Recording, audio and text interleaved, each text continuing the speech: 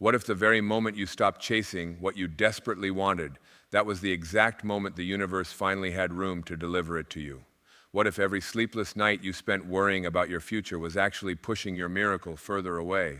What if God, the universe, the divine intelligence, and whatever name you give it, was standing right behind you, holding everything you ever prayed for, just waiting for you to turn around and stop running? What if I told you that the most powerful spiritual act you could ever perform is not a louder prayer, not a longer meditation, not a bigger sacrifice, but simply asking once with your whole heart and then breathing out and trusting completely? What if letting go was not the end of your story, but the very first sentence of the most beautiful chapter you have never yet imagined? Because here is what the wisest teachers of the universe have always known. The ones who lived with peace, abundance, and unshakable joy. They did not hold tighter, they released deeper. Stay with me, because what I am about to share with you will change the way you ask, the way you believe, and the way you receive forever. What if everything you have been doing wrong is simply this? You asked, and then you refused to let go. Think about that for one moment. You bowed your head, you closed your eyes. You whispered your prayer into the darkness of your bedroom, or you screamed it silently in the middle of a crowded room where no one could hear the ache inside your chest. You asked with everything you had. And then you spent the next 7 days, 7 weeks, or 7 years white-knuckling that prayer like it was a rope above a bottomless pit. You checked, you doubted, you calculated. You looked at your bank account and whispered, "It's not here yet." You looked in the mirror and said, "I'm not enough yet." You looked at the calendar and thought, "It's been too long. Maybe the universe forgot about me." And in that very moment of doubt, you did not strengthen your prayer. You strangled it. Here is what the ancient wisdom of every tradition on this earth has always tried to tell us. Every prophet, every sage, every teacher who ever walked this earth in true alignment with the divine has spoken the same truth using different words. And that truth is devastatingly simple and yet almost impossibly difficult for the modern human mind to accept. Ask, believe, release, not ask, panic, control, manipulate, check, worry, then ask again louder. Ask, believe, release. Now I want you to understand something about the nature of asking, because most of us have been doing it completely backwards our entire lives. We have been taught that asking means petition, that it means going to something outside of yourself, something bigger and more powerful that sits on a throne somewhere in the clouds, and begging that force to look down and notice your insignificant little life, and maybe, if you are good enough, worthy enough, humble enough, grant you something. That is not asking. That is spiritual poverty. What if, and I want you to sit with this, what if asking the divine is not a downward gaze of submission, but an upward recognition of connection? What if when you ask the universe for something, you are not requesting from a stranger, you are remembering with a partner? What if the divine intelligence that created every galaxy, every ocean, every heartbeat of every creature that has ever lived on this spinning blue rock, what if that intelligence is not separate from you, but is actually the very substance of you? Because here is the staggering truth that changes everything once you truly feel it and not just think it. You are not a human being who occasionally has spiritual experiences. You are a spiritual being who is temporarily having a human experience. And the divine that you are praying to is not above you looking down. It is within you, breathing out. So when you ask, you are not knocking on a stranger's door. You are knocking on your own. You are waking up a power that already lives inside the marrow of your bones, inside the electricity of your heartbeat, inside the space between your thoughts where silence lives and miracles are born. And when you understand that, everything about the way you ask changes completely. You stop asking from desperation, you start asking from declaration, you stop begging, you start claiming, not with arrogance, but with the quiet, unshakable certainty of someone who knows beyond all doubt that they are connected to the source of all creation, and that source does not know the word impossible. Now here is where it gets extraordinary, and also where most people fall apart. After you ask, you must let go.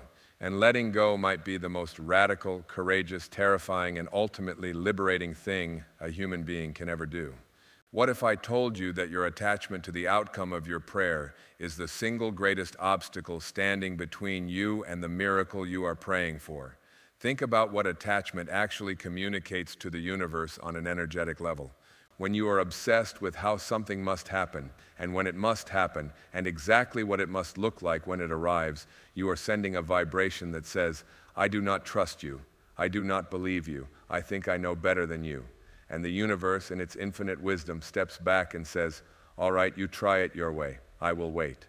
But when you ask, when you truly ask, with every cell of your being, and then you open your hands and release that prayer like a bird into the open sky, and you whisper, I trust you. I believe it is already done. I do not know how, I do not know when, but I know it is real. In that moment, the entire intelligence of the universe mobilizes on your behalf. Doors begin to open that you never even knocked on. People appear in your life who carry the exact piece of the puzzle you needed. Synchronicities begin happening so perfectly, so precisely, so impossibly on time that logic cannot explain them, and skeptics fall silent. Because the universe is not slow, the universe is not reluctant. The universe is not withholding your miracle because you have not suffered enough or prayed enough or sacrificed enough. The universe is simply waiting, with extraordinary patience and extraordinary love, for you to get out of your own way. And getting out of your own way is what letting go means. Now I want to talk about something that almost nobody talks about, and it is the difference between letting go and giving up, because people confuse these two constantly, and it costs them everything. Giving up says, I asked, nothing happened. I was foolish to believe. The universe doesn't care about me. I quit. Letting go says, I asked. I believe with complete certainty that something magnificent is already in motion on my behalf. I cannot see it yet with my physical eyes, but I feel it with something deeper than eyes. And because I trust the infinite intelligence that holds every star in the sky, I am choosing to live today, fully, joyfully, with gratitude, as if the answer has already arrived. Do you feel the difference? One is an exit. The other is an elevation. Giving up closes the door in fear. Letting go throws every window open in faith. And faith, real faith, the kind that actually moves mountains, is not the absence of doubt. Every human being who has ever lived has known doubt. Faith is not the absence of doubt. Faith is the decision to move forward despite the doubt. Faith says, I cannot see the entire staircase, but I am going to take the first step anyway, because I trust the architect. Now here is something that will shake the ground beneath your certainty, and I need you to truly hear this. The divine does not answer your prayers on your timeline. It answers them on its timeline. And its timeline is always, without exception, more perfect than anything your human mind could have calculated. You wanted the job at 25. The divine gave it to you at 29, after those 4 years taught you the exact character, the exact resilience, the exact wisdom you would need to not just survive that job, but to transform it. You wanted the relationship at 30. The divine sent it to you at 33 after you had done the inner work that meant you would finally receive love without destroying it. You wanted the healing last year. The healing is coming this year, and when it comes, it will bring with it an understanding of your own strength that the easier, earlier version would have never revealed. The divine is not late, the divine is precise. And your job, the only job you are truly asked to do, is to ask, to trust, and to live beautifully in the magnificent in-between. What if the waiting is not punishment, but preparation? What if the silence after your prayer is not absence, but the sound of the universe rearranging itself to honor your request at the highest possible level? What if every moment of uncertainty you are living right now is not evidence that the universe has forgotten you, but evidence that it is working on something so specific, so extraordinary, so perfectly suited to the full depth of who you are, that it simply cannot be rushed? Because here is what I have come to understand with every cell of my being: the universe never fails. It has never failed. Not once in all of the infinite history of creation has the universe dropped a prayer that was asked in genuine faith and genuine surrender. Not once. The universe is batting 1,000, and it will not break its record for you. So ask. Ask boldly. Ask with your whole being. Ask not from the place of lack, but from the place of your inherent connection to all of creation. Ask not as a beggar, but as a beloved child who knows their parent's nature. And then breathe, release, trust, live, laugh.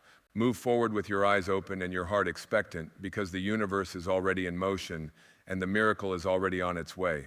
The only question is whether you will be anxious when it arrives or grateful. The only question is whether you will look back at this moment of surrender and call it your greatest defeat or the first breath of your greatest beginning. What if this moment, right now, this very second, is the turning point? Stop strangling your prayers with worry. Stop suffocating your miracles with impatience. Stop whispering to the universe that you do not believe in it by checking and rechecking what has not yet arrived.